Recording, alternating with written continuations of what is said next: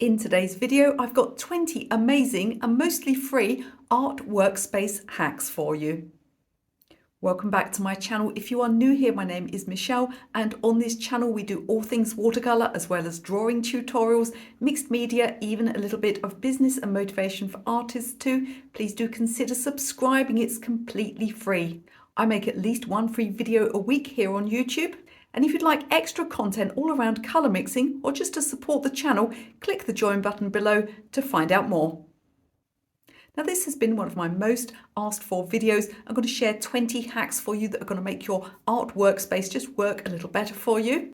Now for myself, I've been through a whole series of different art workspaces. I went from being a single mother, having to work as a professional artist on a kitchen table surrounded by, piles of homework and ironing and having to move everything so I could put dinner down. Then I had my own purpose-built studio, which of course was wonderful, but outdoor studios, particularly those made of wood here in the UK, can be somewhat problematic in terms of the weather. And then to my current situation now where I'm in a rented house and I'm just using a large room downstairs because honestly, I don't like to watch TV. I've no time for it, though I have to say I do watch a lot of YouTube. So the hacks I'm going to give you today should suit most workspaces, whether you're, working on the dining table like I was and you've literally got no room of your own, or you've got a purpose-built studio or anything in between. These are some really easy hacks that I've used for years and that my students have used. Of course, there are a million different art workspace hacks. I'm sure you can find lots more. And do share your own in the comments down below so that we can all learn new ones. And the best thing about them is that they're mostly free or making use of household items that are really quite easy to find. Because I don't know about you, but I've found that, if you buy a water container from an art store, it's going to be 5 times the price of an ordinary container that you might get somewhere else. Whilst it's always nice to do a bit of shopping and spend some money on your hobby if you can afford it, you really want to be putting that money into things like paints and brushes and paper, not just on some of these little items that can make your life a little bit easier. So let's get started with art workspace hack number 1. So my first hack is to choose 2 water jars instead of 1. Now it's amazing how many years I went without doing this. It was a complete game changer. It's a very simple advice that lots of people give, but I just didn't know it. Now why would you use 2 jars instead of 1? Of course it's going to keep your water a little bit cleaner, but there are actually a couple of strategies, different strategies around this process. So let me show you what the options are. So I'm in the middle of filming a YouTube tutorial at the moment. You can see that I've got 2 jam jars here. This one's actually larger. It's not a jam jar at all. This is actually a plastic container that somebody gave me. It was a chap who used to come to my art classes and he worked in a factory. So I've got a couple of these. They're really quite handy, but of course you can just use a larger jar. So what I like to do is have one for clean water and one for the initial rinse of my paintbrush. This means that whenever I need to access clean water, I've got some here. I can also clean my paintbrush off so I get the majority of paint off of it, and then I can just finish it up in here. And you see that although there was probably a little bit of pigment, the water stays pretty clean. Now other people take a different approach. What they like to do is have 2 jars, and one is for their warm colour rinsing and one is for their cool colour rinsing, which kind of makes sense because if you're mixing blues and then you're mixing greens, it's not going to really dull your colours down. However, if you get red and green or blue and orange, something like that, because those colours are opposite, it's really going to dull your colours. That's not actually the approach I prefer to take because there are 3 different types of colour opposites. There are many colours that could be said to be opposite or contain opposite colours to other colours. Many opportunities for your colours to get dull. So that's not the way I like to work, but I'm not going to tell you it's wrong to work that way. But having at least 2 water jars is key. It's going to help your colours to stay cleaner, which is going to lead to better paintings. Now this next hack I only discovered actually about a year ago, and I wish I'd discovered it sooner, because if you're working in an area that's not permanent, you have to move your stuff quickly. This is a great solution. Now although I've got a dedicated art room, I don't leave stuff out all the time because one of my hobbies is sewing, and my very large table I actually like to use some of the week for cutting fabric. So our next hack is a cutlery tray. Let me show you how useful it is for keeping everything together on your workspace.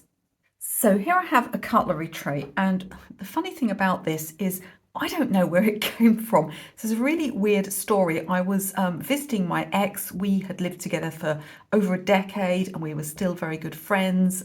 I was having a cup of tea with him, and if you've ever been in a very long relationship, you know that you think you've separated all your stuff, but you just keep finding things. And he said, "Oh, I've got your cutlery tray," and I was like, "What are you talking about, cutlery?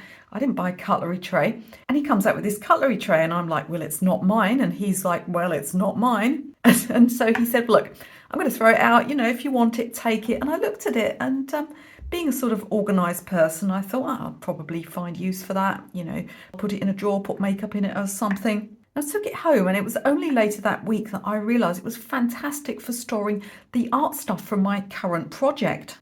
Not only is it washable, but it's got these long trays so I can fit brushes in, I can fit any of the materials that I'm using, tools, tubes of paint. If they leak, it doesn't matter, I can just give it a rinse out. I can even lay the photograph that I'm working on top of it. And when I finish working, I can literally pick everything up and I've got my table back. I do suggest you get a plastic or a washable one. This one's great because it's got these dark bits in the bottom. I mean, it literally could have been designed for me. As I said, I have no idea where it came from. And I'm very pleased to have been given it, even if it did appear perhaps from outer space. Now, my next hack is for a way of drying your paintbrushes. So if you're a beginner, you might not be aware that you're not supposed to actually stand your brush upright to dry. Of course, you're never going to stand it this way up because you're going to bend up all the bristles, but you might not realize that you're not supposed to stand it the other way either. And that's because if there's any water or leftover pigment or detergent, it can go down and down and down. It ends up clogging the bit here. It can make this part, the ferrule, go rusty. It can spray the bristles. Now you can just reshape your brush and leave it flat on a sunny windowsill. I sometimes do that, but you can make a really easy way of drying your brush just using a rubber band. Now you may not realize it, but probably in your house there are lots of areas where you could just hook something and hang it up. You may have coat hooks. My kitchen cupboards actually have got handles that, although they sort of are circular like that, there's a little bit sticking up on the top. And one of the best places actually is window latches. You'll also get a bit of sunlight there.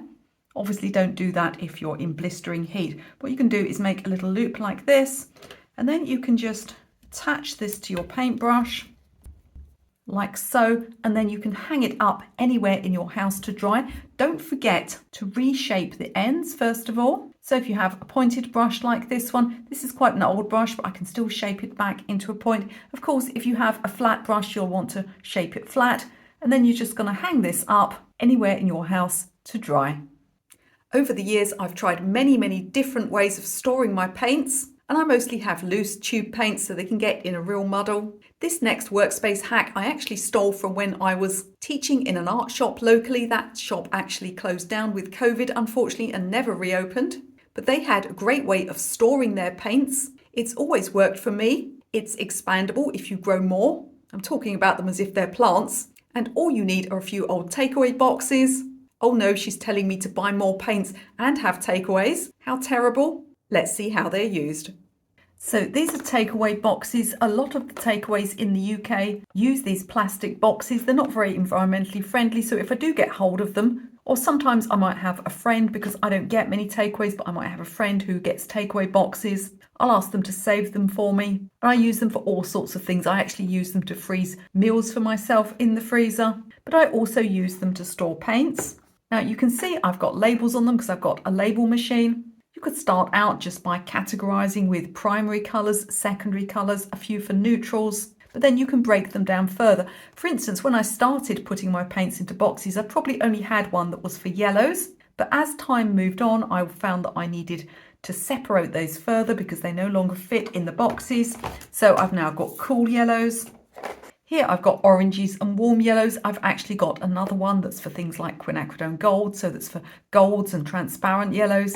So you can take a category like blues, for example. You can start out just having blues, and then maybe you want to categorize into warm blues and cool blues. Maybe you want another one for dark blues. This is so much more useful than categorizing by manufacturer because it's much easier to find what you're looking for. And of course, they stack. At this point, as always, can I ask you very quickly, if you're enjoying this content, if you're getting some value from this video, could you please click the like button, the thumbs up button? It really helps me with the YouTube algorithm. If you can like, share, subscribe, or leave me a comment, YouTube will push this video out to more people. It being a very practical video, I'd love you to share it with your friends too, perhaps in a Facebook group that you belong to. I'm so grateful to all of you who watch me here on YouTube. Speaking of ever-expanding art materials, have you ever made a beautiful colour chart or a selection of swatches of your paints and then found that you've bought a new one, you can't fit it in, and it's messed up your whole system? If you're a neat freak like me, stuff like that really gets to you. Let me show you a way of swatching your paints where you can always insert more. When I first started painting, I was obsessed with making really lovely, neat colour charts such as this one here. But I soon ran into a problem when I bought a new colour, because how on earth do you fit a new colour in here without messing up your system? The answer is you can't. Now these plastic wallets are great because they stop any water splashes if you're actually working on a painting and you need to refer to them. But I discovered that there's another type of plastic wallet that you can get which actually divides up into smaller areas. So that's what I do now. So this is the latest one I've just started working on. These wallets here are actually designed for trading cards, so they're quite large. Now, because I'm a professional artist, I need to make very detailed swatches. You might only want to make very small swatches. But luckily for you, you can get these plastic wallets for all sorts of things, including postage stamps and coins of all different sizes, even business cards. You can easily find one which fits all of your swatches. You can move them around, you can recategorize them. And most importantly, you can put another one in without messing up your chart. These 3 swatches were made as a comparison of green gold. And that was a video I made for my Colour Mixing Academy members. If you're interested in extra colour mixing videos, do click the join button and find out more.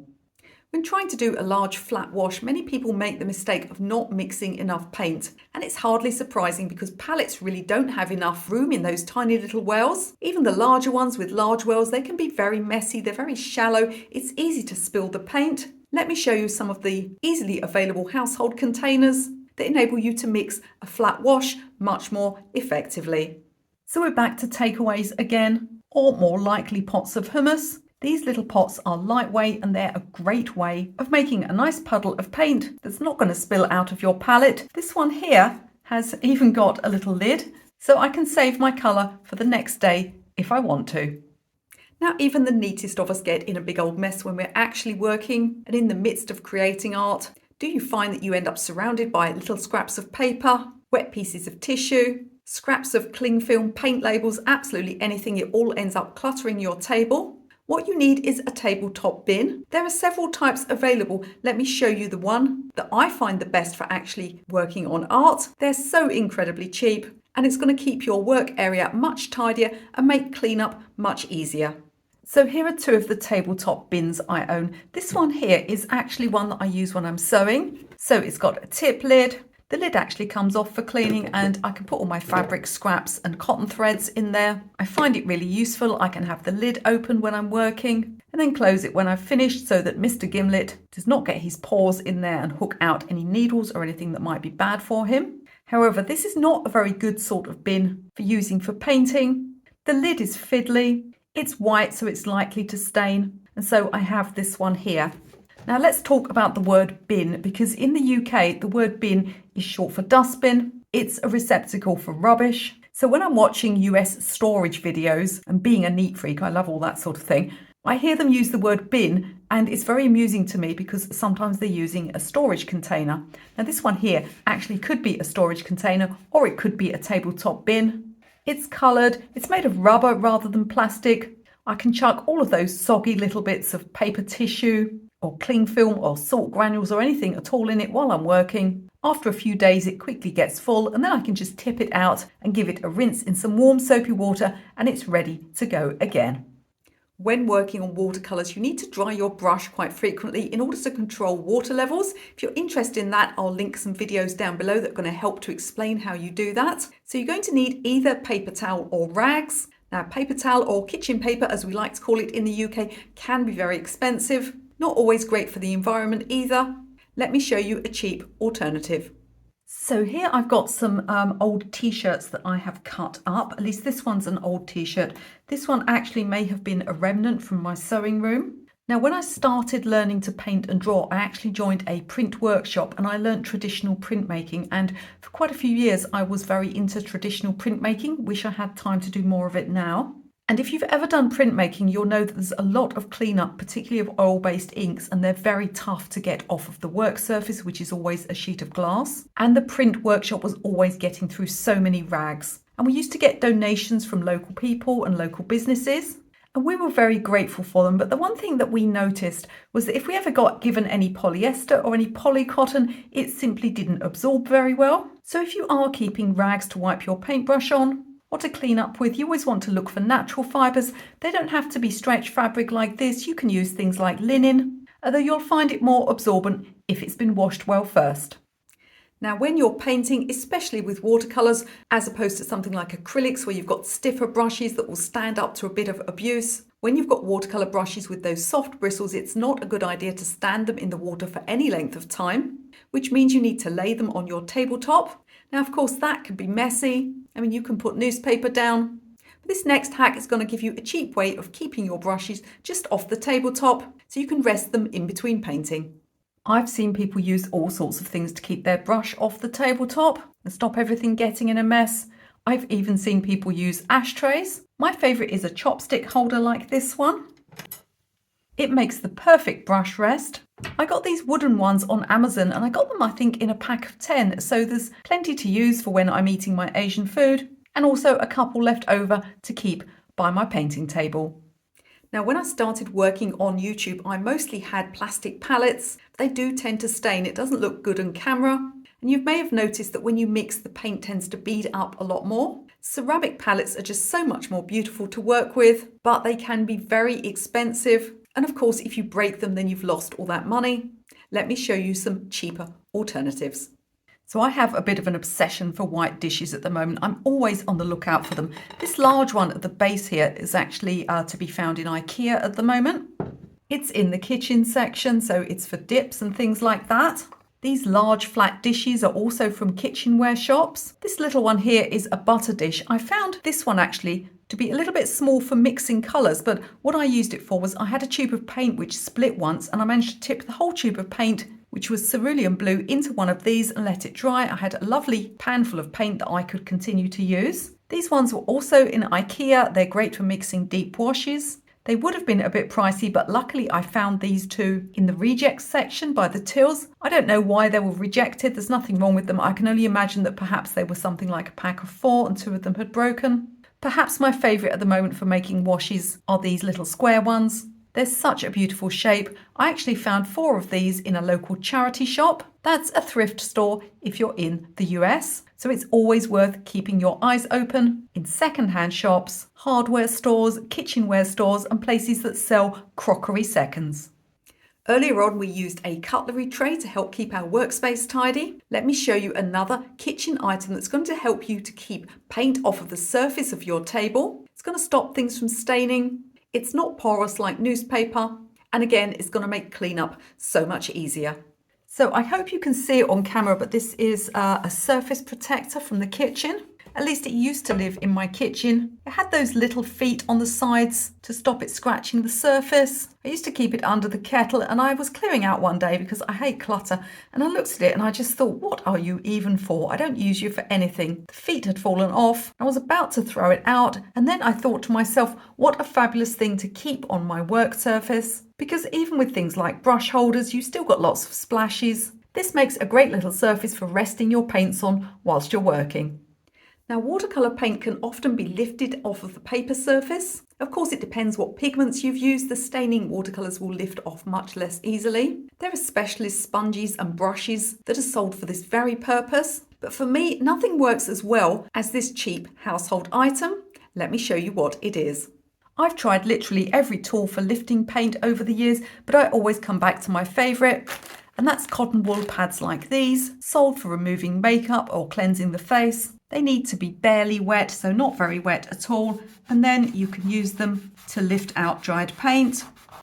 Of course, how much lifts depends on the pigments used, but I really do find them the cheapest, most cost-effective solution.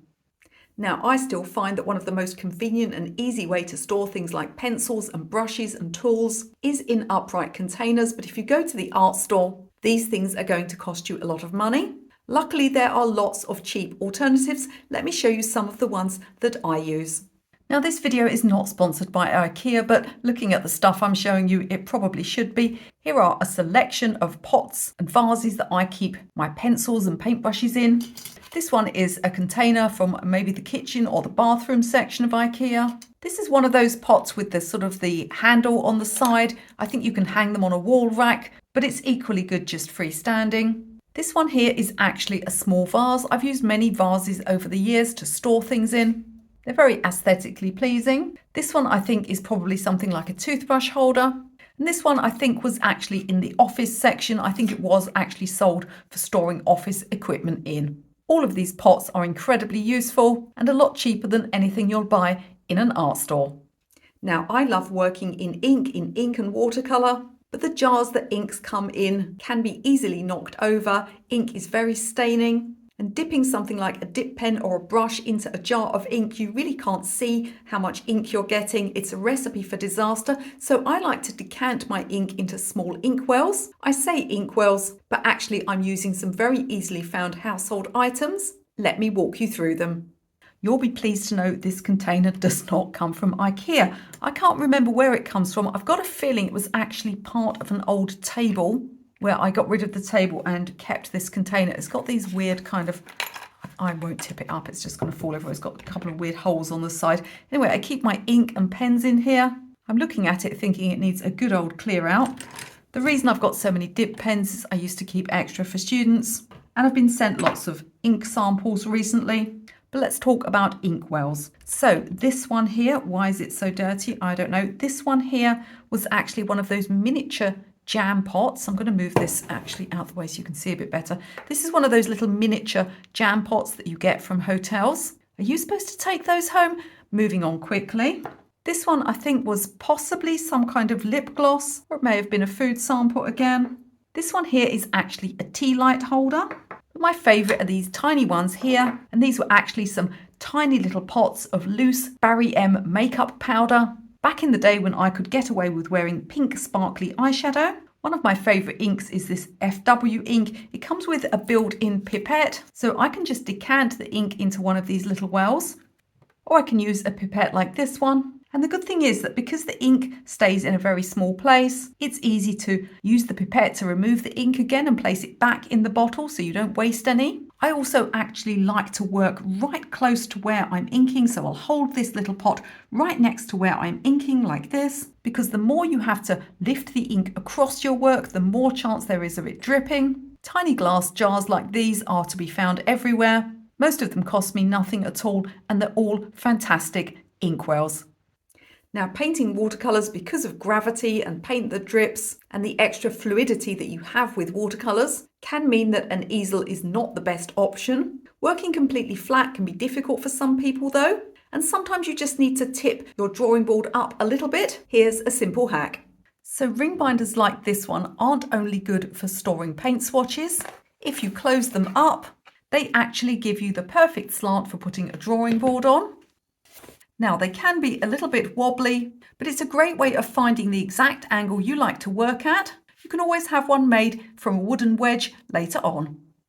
People often ask me what my favourite pencil sharpener is, and I actually like those turn handle ones, the ones that sit on the tabletop. They're really very good, but the downside of them is that they do remove an awful lot of pencil lead and an awful lot of wood. This next household item will enable you to sharpen your pencils easily and just bring that point back without having to take off a whole layer of graphite.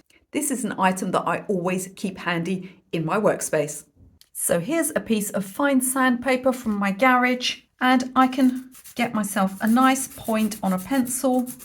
This is actually, I think, an Inktense pencil, but you can use this for graphite, for charcoal pencils, anything at all, in order to get a really sharp point without losing lots of the pencil.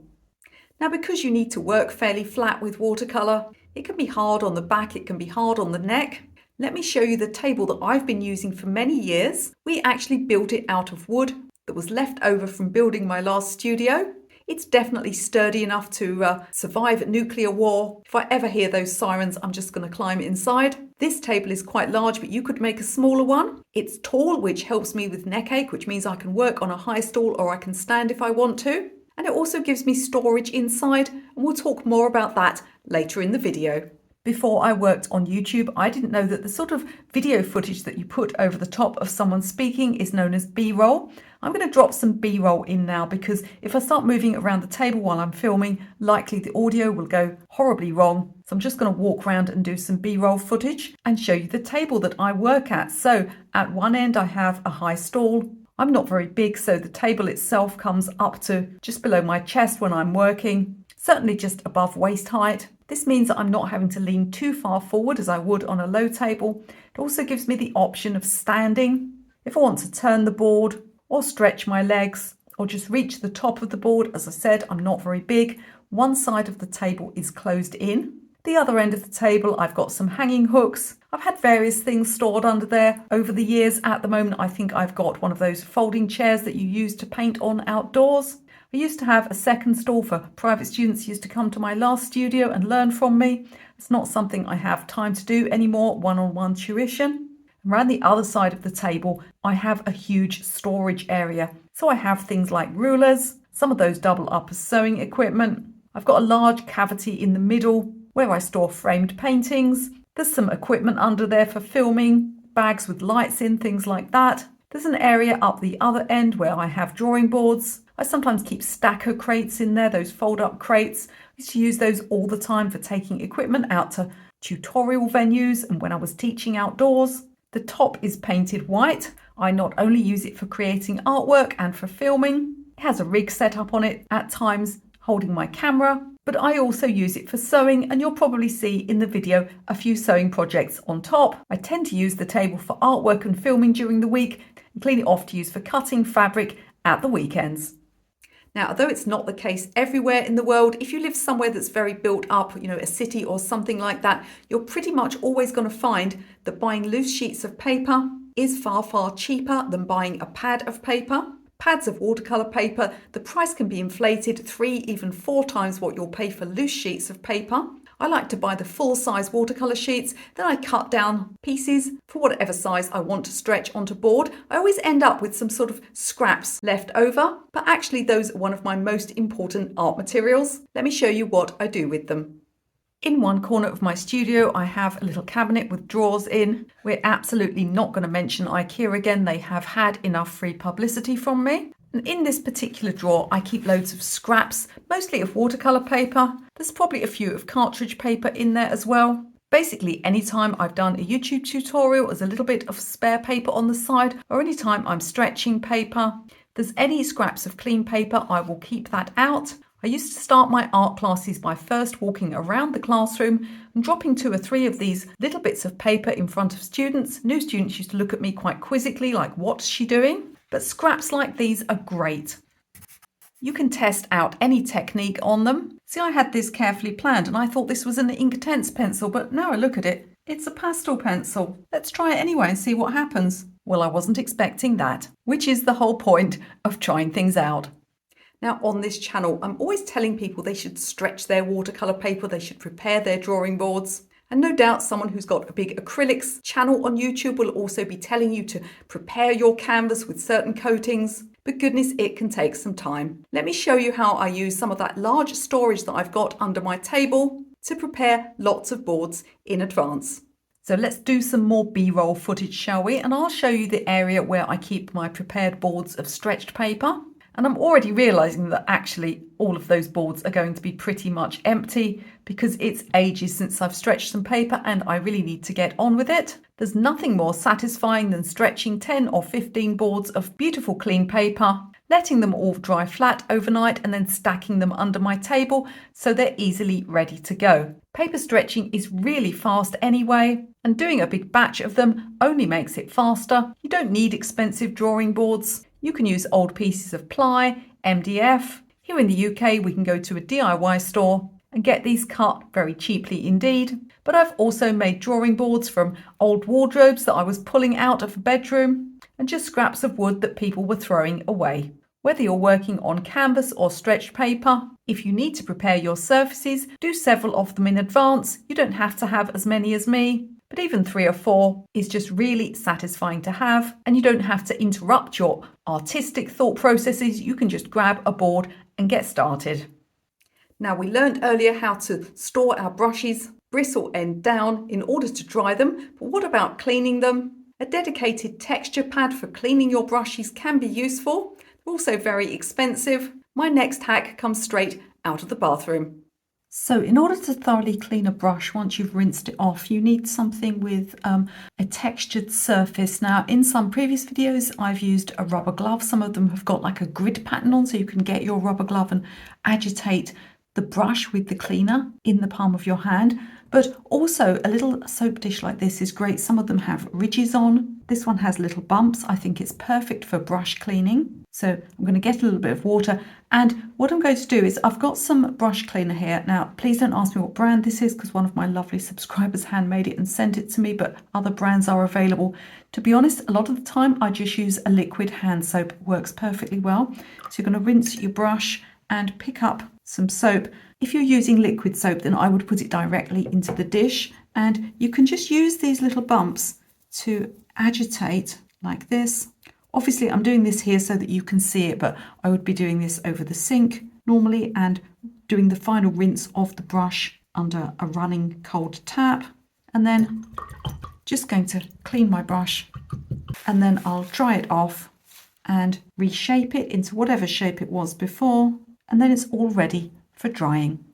Now, I'm sure there are lots more art workspace hacks that you can share with me in the comments where other people can read them, so we can all learn better, more effective ways of working. Before you leave this video, don't forget to have a look in the video description. You'll find any related videos down there that I've mentioned in this video. You can also download some free PDF guides. There's even a free watercolor painting course that you can take for no money whatsoever. If you would like to further support the channel, or even to get an extra video every week all about color mixing, you can join my Color Mixing Academy. Click the join button below this video to find out more. Don't worry, you're not committing to anything just by pressing that button. A box will pop up and tell you all about it. It's very cost effective and a great way of getting extra content. You can also find out in the video description more about my extensive range of online courses, and you can watch another one of my videos right now.